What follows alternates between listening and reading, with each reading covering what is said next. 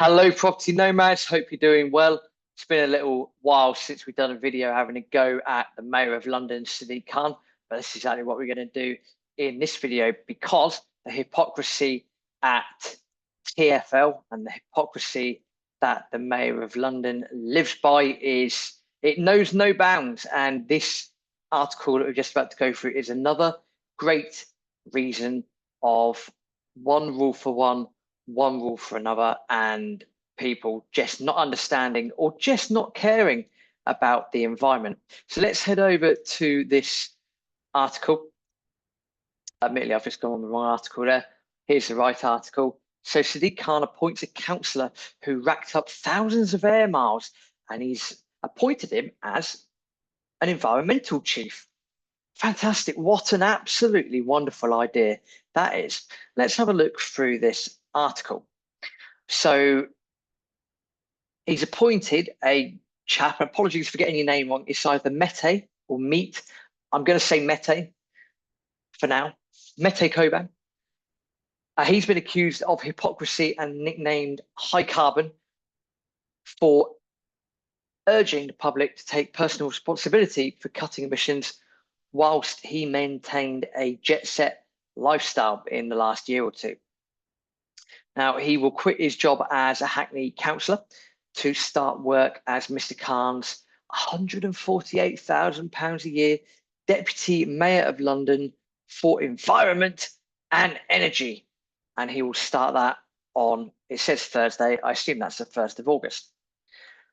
Now, the hypocrisy knows no bounds.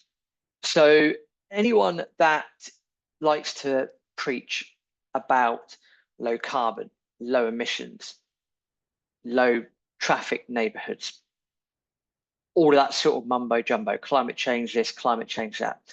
Anyone that wants to preach about that should be more responsible for themselves and for those around them when they are actually doing things to help the environment. It's like people are able to talk the talk, but they're not able to walk the walk. Hopefully that makes sense. And it seems like this is the case here. Now, the Telegraph, the good old Tory graph, they've analysed last year that the to-be Environment and Energy Deputy Mayor of London amassed approximately 40,000 air miles, which is a supposed equivalent to about 17 tons of CO2. And that's since he became Hackney's cabinet member for climate change, environment and transport in 2021. He has been spotted in Istanbul, Guatemala, Miami, Washington, D.C., Dubai, Paris and Malta. I would sincerely hope that if he went to Paris, that he got the Eurostar whenever it actually works. But if not, naughty boy, naughty, naughty. It's not what we want to see. And he's got an Instagram account followed by 50,000 people. Whoopee. So done all of that traveling for whatever reason. And that is despite the fact that he's been the face of a £61 million fund for protecting the environment. Of course.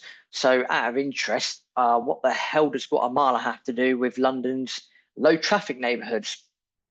I don't know. If you can tell me, then please put a comment in the comments section below, because I haven't got a clue. If you do, let us know.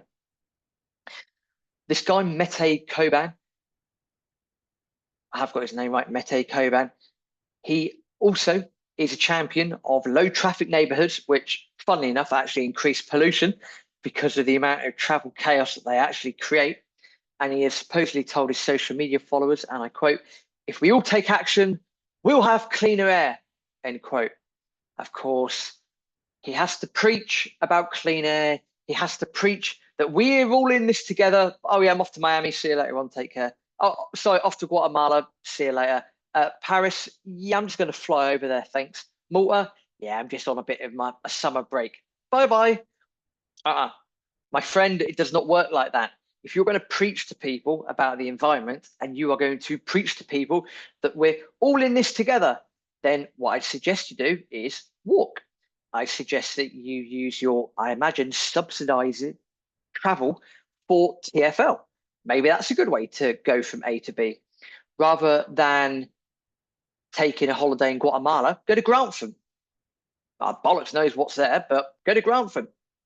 Instead of going to Miami, go to Margate. You don't need to go to these places.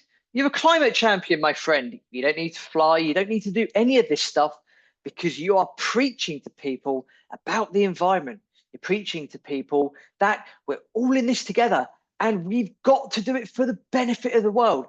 Fine. If that's the case, happy days. Don't then go flying around the world on your jollies.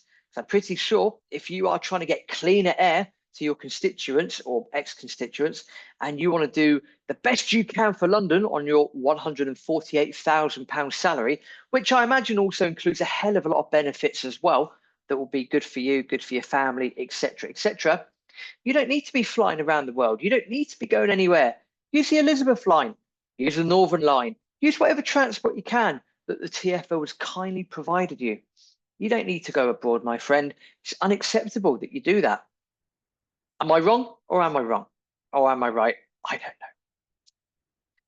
Anyway, all of that being said, he has faced a lot of backlash. I won't go into the politics behind it purely because it doesn't really matter what side of the fence you're on. If you are preaching like Mete Koban clearly is, and he's wrangled his way into a environmental job in the Mayor of London's constituency or cabinet, whatever you want to call it, fair play to him. But then don't go off and go flying around the world and really put people's noses in it. I don't think that's a very fair thing to do. It's hypocrisy at best. In fact, I would urge you go and cycle. Go and do that, my friend. Crack on. I will point this out because we're on the article. Neil Garrett, leader of City Hall Conservatives, said, and I quote what you can see here, Coban's high carbon jet set lifestyle makes him a surprise choice for the role. Will Londoners accept a lecture on cutting car use delivered from a racing circuit in Dubai? I think that's a very fair point, well made. If you're going to champion the climate and you're going to do that sort of stuff, then you need to walk the walk, you need to talk the talk. You need to do both. You need to have congruency. You don't need to be hypocritical in any way, shape, or form. If you want people to lower their carbon emissions and you want more people to use public transport and you want people to be healthier and leaner and greener, then great. But you should do that as well. Then that way people can really resonate with you and really get to know you a bit better rather than, oh yeah, I'm on a racing track in Dubai. Hi, I'm in Miami. Hi, I'm in Guatemala. It's not a good look, is it? What it is also not a good look for is the Mayor of London, who is either dishing out favours to his mates or actually the taxpayers. And that could be the taxpayers of London, that could be the taxpayers up and down the country. Because guess what? You are funding that. You are funding someone who's preaching environment, who's preaching this, and who's not living by the standards that he should set for the other people. Hypocrisy at best. I couldn't even tell you what it is in a worst case scenario. I just don't have the words for it. If you agree, please do comment and let's get a conversation started about hypocrisy as we see fit. All that being said, a small favor to ask, please do subscribe to the Property Nomads YouTube channel. That'd be absolutely fantastic. Use the bell notification thing, press that and get alerts when we produce new content. Thank you very much and see you in the next video.